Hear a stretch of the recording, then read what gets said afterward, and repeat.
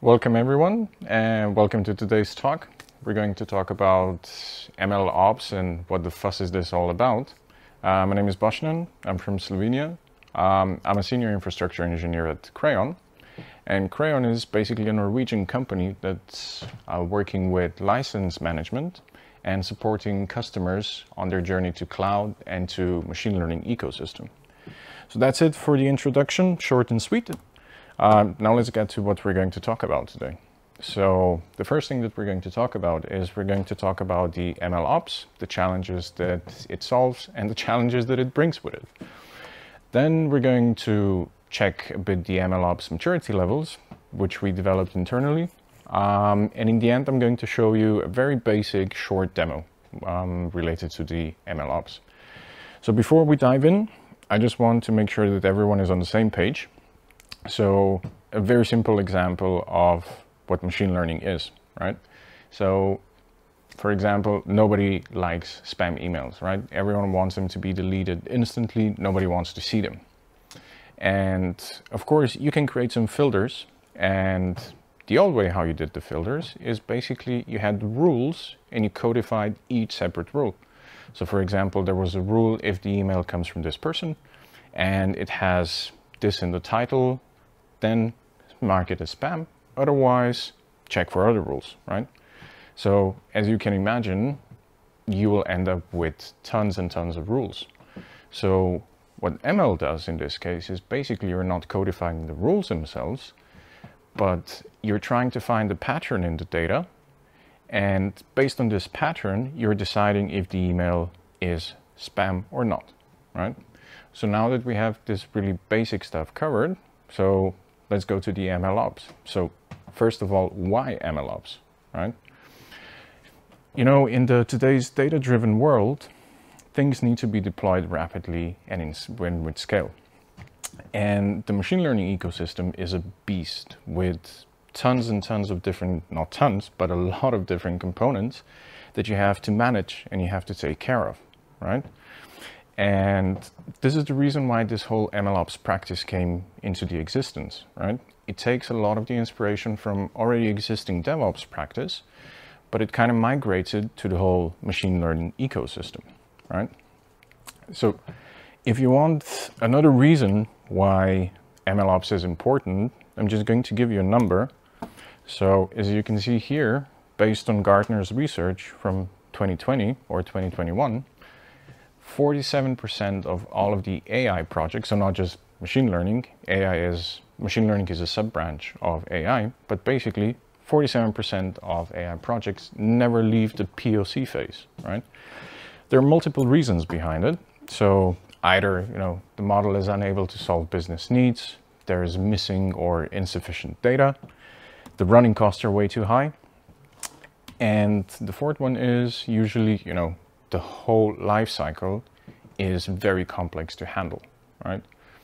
So MLOps doesn't take care of all of those, but it kind of focuses on the last two. So it tries to minimize the running costs and it tries to remove the complexity of handling the whole life cycle from users.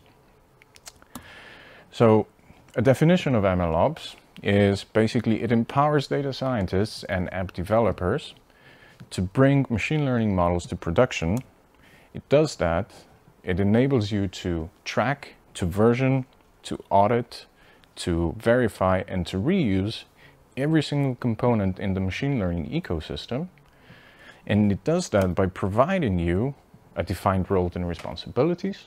It provides you with orchestration tools that you need to do the job, and provides you with the guidelines when it comes to processes and the way of working, right? So, I said before, the ML ecosystem is a complex one. And here you can see. So, as you can see on this picture, the code itself, the machine learning code, is a very, very small part of the whole life cycle, right? The right side, this is basically very similar to what the traditional software engineering also has. But the difference here is that you also have to take care of the data. So you need to collect the data, you need to verify the data, you need to prepare the data, right? So this is really an additional step when it comes to the machine learning lifecycle, Well, so, because of that, if we focus on the dimensions of change, there are some additional dimensions when it comes to the machine learning lifecycle. So with the traditional app development, right, there is one dimension of change, and that is the code. The code changes usually because there's a new business need, so you're developing a new feature. There are bug fixes that need to be resolved, and I don't know, there's maybe configuration that needs to be changed, right? This still stays the same within the machine learning ecosystem, but there are two additional dimensions that we have to take care of. Dimensions of change, that is. So one is data, right? Because over time, the schema of the data can change, the amount of data can change, the sampling over time changes as well. And the other one is the model itself, right? How did the model change, you ask yourself. Basically, you're changing the algorithms that are being used to train your model. You're changing the training parameters that are being used while training the model. And the important thing is also, the model is trained on the data which is there in points of time. So what I'm trying to say is, imagine you're training your model for customer behavior based on customers' behavior data that was 10 years old, right? So it's definitely not going to predict, it's not going to have a good prediction performance in our time right now, because the data that was being trained on was 10 years old, right? So you need to constantly train that, right? And so when we're talking about, the dimensions of change, because of that, we also need to adapt the methodology, right? When it comes to application development or machine learning development. You still have the whole CI/CD part, right? But when it comes to the continuous integration, you're not just only validating the code and components, you're also validating the data. You're validating the data schemas, you're validating the models. While it comes to the continuous delivery, you're basically not just deploying a set of software packages. What you're doing is you're basically deploying a machine learning pipeline, which basically in turn does the whole processing and comes up with a, let's call it a scoring artifact, right? Which is being used for predictions. On top of that, there is an additional methodology that's not standard for traditional software engineering, and this is continuous training. It's exactly what I said before with the customer behavior, right? You need to constantly retrain your model, and you need to push it to production all the time, right? And I'm going to give you another example. If we go back to, mail spam, right? So, the spam email, it developed over time, right? But a simple example is you train your model to mark mail as spam in case, in the title is contribution and it has a $sign and it comes from this particular domain. But what happens if the $sign changes to euro? So machine learning model needs to take care of that as well. So you need to constantly retrain, right? So now that we got the methodology taken care of and the domains of change, let's go and check out the whole end-to-end process, how it looks like. So everything starts with data, right? So first you collect the data, and what you do with it is you validate it, you clean it up, you explore it, right? Once you're done with that, you usually separate this data into two different data sets. So one is training data, the other one is test data. And what you do first is you use your training data together with your machine learning training code, and you start building a model. So what you're doing is you're using different algorithms, you're using different training parameters, and what you come up with is multiple candidate models. So it's not just one, you have multiple candidates models. And after that, you use your test data to test the performance of your model. So, as always in our life, what we always want the best, right? So based on this testing, we come up with the best performant model. So We choose the model, as it's stated here. And what we have to do then, we have to package the model. You usually package it in the .pkl file or .onyx or container image. You wrap, even that one, you wrap it in a container image. And what you do then is basically you start testing it. You start the integration test and you start the smoke test together with the test data again and the test code, which includes, you know, all of the test scenarios. If everything passes, you take the model and you deploy it to production together with possible changes of application code in case your applications need some adjustment to use the deployed model. And a very important thing is that once the model is in production, you have to constantly monitor it. Like we said before, you know, there can be data drift, there can be, I don't know, massive performance degradation. But in any case, you need to monitor it so that you have a feedback loop in the end, so that you can start the whole process all over again. Okay, so now that we got this out of the way, let's go and check out the MLOps maturity levels. So with Crayon, we basically used a lot of bases from what Google and Microsoft already researched, and we added some of our customers' experience in it, and we came up with 4 different levels of maturity. So the first one is no ops, then we have basic MLOps, advanced, and expert. MLOps is basically you already have a state-of-the-art machine learning models, but the way that you're training and deploying is very manual. So there's no automation whatsoever. Everything is manual or scripted, right? The basic one, what it introduces is you're already automating the training part, so the experimental part. This is already orchestrated. Advanced one, what you're doing is you are already automating the deployment of the model to production itself as well. And the expert MLOps is basically automation all around. We'll go into more details at each separate level. So let's go to level 0.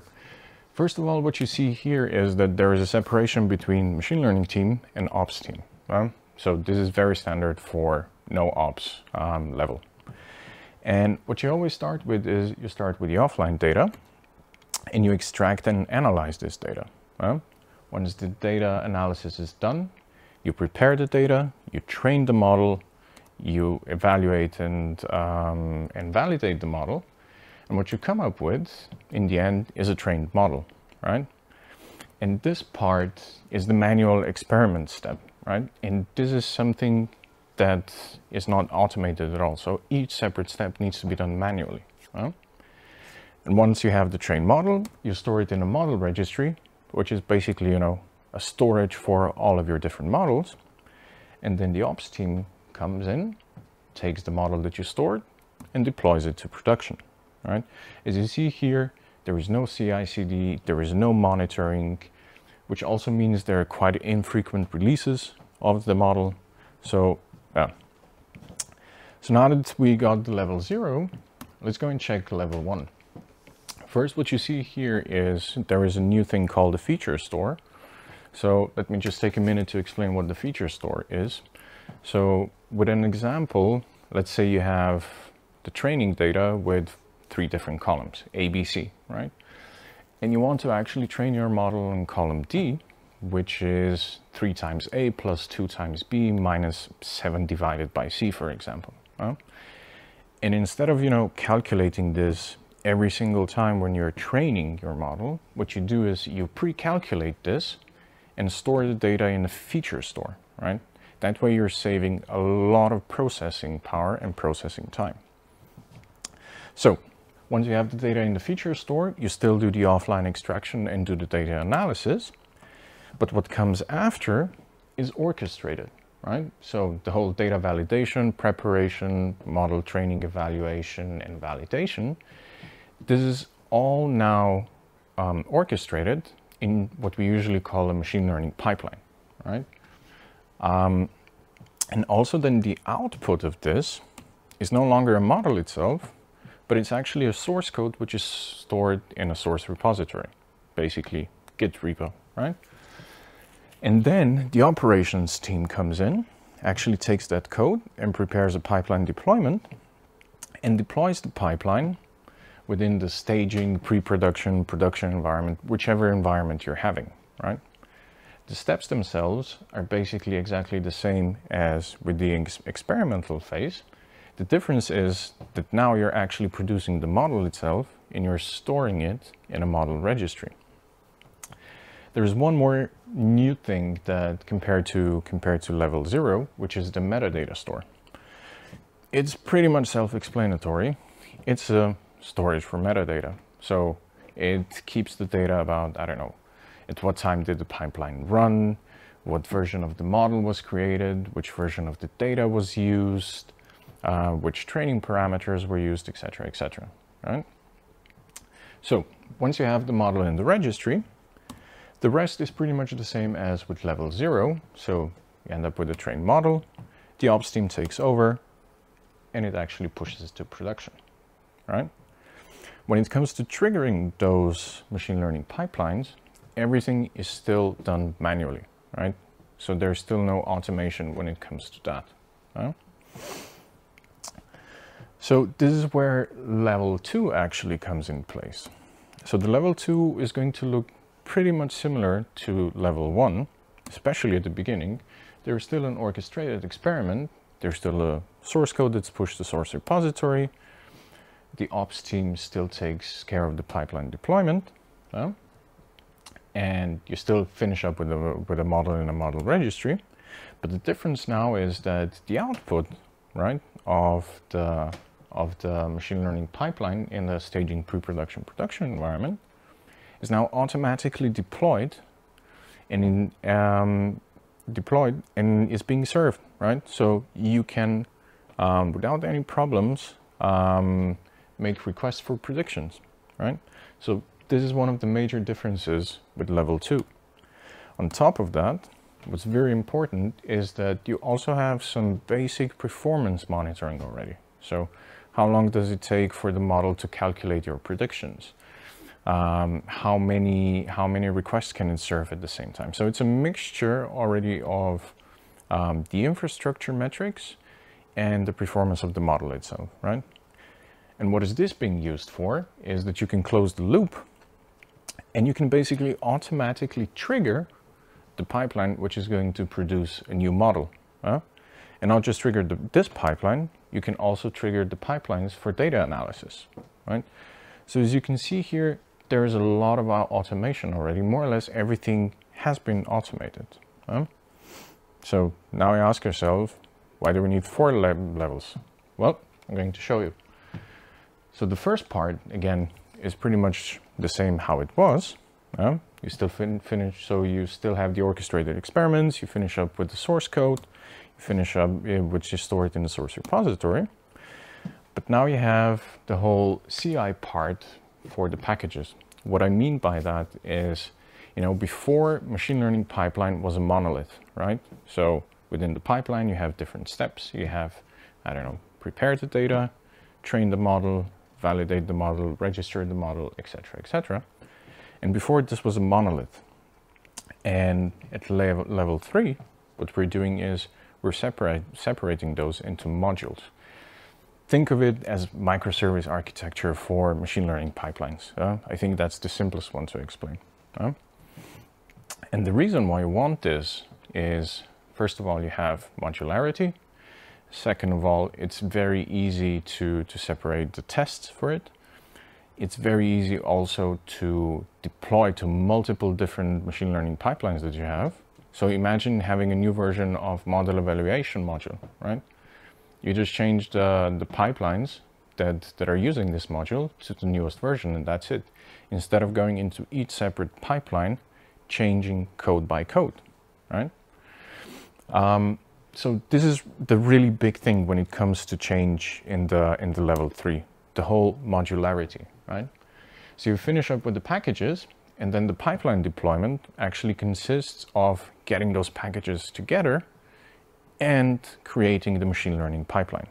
The rest of it is pretty much the same, with exception that, you know, you're upgrading the model monitoring as well, in a sense that you're not just checking the infrastructure metrics and the basic model response metrics, you're actually using the in-depth domain knowledge as well. That's very important. So by domain knowledge, I mean domain of the issue that machine learning model tries to resolve. And as you can see, the first time on the picture or on the slide is there is no more separation between machine learning and ops team. So this is really now collaborative experience, let's call it like that. So now it's time for the demo. I'm going to show you a basic demo. What we're going to see is basically just a simple deployment of the machine learning pipeline and triggering it, right? So we're going to use Microsoft Azure, and we're going to use Azure ML as the machine learning framework. And what we have is, I have some code in the GitHub repository.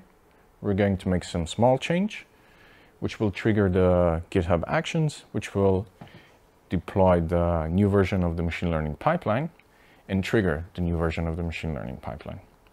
The pipeline itself consists of 4 steps. So it's preparation of data, training of the model, evaluating and registering the model, and deploying the model itself, right?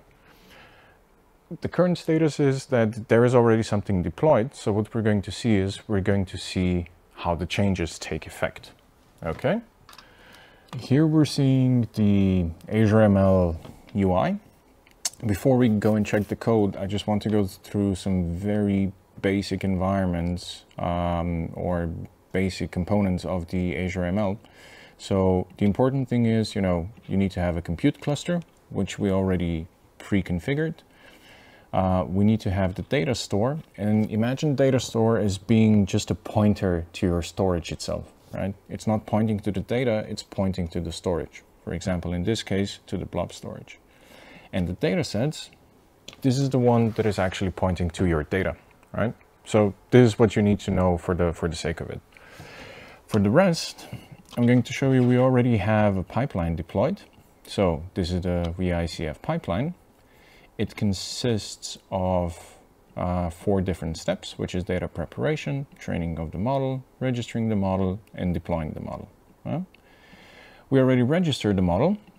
So this is the first version of it. And you see, for example, that this was the metric that we checked. So the score of the model was 0.754, 755, let's call it like that. And the model is also already deployed. So now let's go and check out the code a bit. So this is the code that's being used to publish the pipeline itself. The first part is relatively irrelevant, so some variable definitions, setting up the authentication and getting some of the objects. But what's important for us is those steps. So as you see, we've defined 4 different steps. We defined the data preparation one, the training of the model, registering of the model, and deploying of the model. And each part points to a different script. So what we're going to do is we're going to check those scripts. But before that, for the sake of demo, that it will hopefully finish before the end, we're just going to make the change already, and we're going to push the change. So what we're going to do is, instead of using 2 files for training, we're just going to use 1. And instead of having a training set configured as 1/3, we're just going to have it as 1/5, right? So what we're going to do is we're going to push those changes. So demo change, and this is going to trigger a GitHub Actions pipeline or workflow, which will deploy everything. So while we're waiting for this, what you will see is that this is already happening. But while we're waiting for this, we're going to go and check what's in the code. So the prepare code It's nothing else except for separating the original data into test size and the train size using the NumPy. Nothing special. Training part as well is very simple. So we're just using logistic regression from the scikit-learn, and we're fitting the model. What's important here is the following. We are scoring the model as well, because this is used later to evaluate the model and to deploy it in case it's performing better. And this is what we're actually checking in the next step, which is the register step. Right? The registering of the model happens no matter what. But what's important for us is the following logic. So with this logic, basically what we're saying is check the metrics, the score metric of the model that's currently deployed, check the metric of the model that we just trained, and in case the metric is better or equal, deploy the model. And how we're deploying the model is by providing a tag called isProd. Based on this, we're deciding if we're deploying the model to production or not. And the last part is a simple deploy. There's nothing special here. Is what we're using Azure Container Instance to deploy. And that's basically it. So let's go and check on the GitHub. So on the GitHub, what we're going to see is that the pipeline was already published and that the pipeline was already triggered. Let's go and check if this is actually the case in the MLOps. So here's what you see, that the new pipeline was configured, was published, and it's already running. So let's go and check one of the runs. So you see here that the data preparation is already done. The training of the model is finalizing. Then we'll do the register of the model, and then we're going to deploy the model. So this will take a bit more time. So the registering itself shouldn't take more than a minute, but deploying of the model is going to take a bit longer because it needs to take the old model down and the new one up. As you see, registering the model is more or less already done. And what we're going to see is there is a new version of the model here. And if we check the model, we see that the score is higher than the model that was used before. That's why it's also marked as isProd is set to true. Just to make sure, let's go and check the old model. And here you see that we actually changed the isProd from true to false because it's no longer being used in production. Reason, the lower score. So let's go and check the experiment again if something is happening. What we're going to see is the deployment of the model is currently running. And as I said, this is going to take a bit of time. So the only thing that we're going to check is that the model is already in transitioning phase, which means that the old one is being taken down and the new one is slowly being deployed. This was the demo. There's one more thing to show, and this is basically thank you everyone for listening, and have a great day.